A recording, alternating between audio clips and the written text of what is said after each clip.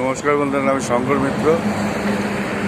আমি আজ যেখানে সিঙ্গুরের টাটা ফ্যাক্টরি হয়েছিল সেই টাটা ফ্যাক্টরি ভগ্নাদেশ দেখাবো মনস্থির করেছিলাম, কিন্তু এখানে এসে দেখছি কিছুই নেই, খালি টাটাদের পাঁচিল ছাড়া সব ভেঙে চুরে তছনছ।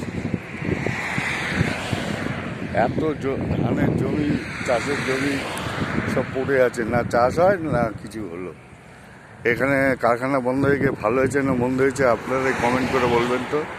এই যে এখানে এই প্ল্যান্টের কারেন্টের জায়গা করা হয়েছিল এখান থেকে, সেটা আপনারা দেখতে পাচ্ছেন ওই দূরে।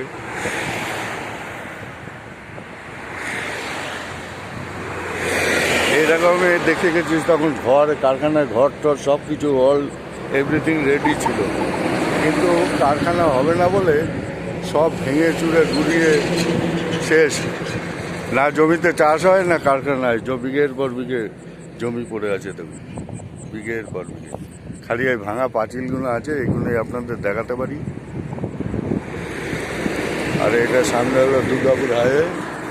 এই দুর্গাপুর হাইওয়ে, এটা দুর্গাপুর যাচ্ছে, আর এদিকে কলকাতা। এর থেকে আর কিছু দেখাতে আপনাদের পারলাম না বলে দুঃখিত। সব ভেঙে চুরে তছনছ করে দিয়েছে। আজ কারখানা হলে কত লোকের কর্মসংস্থান হতো।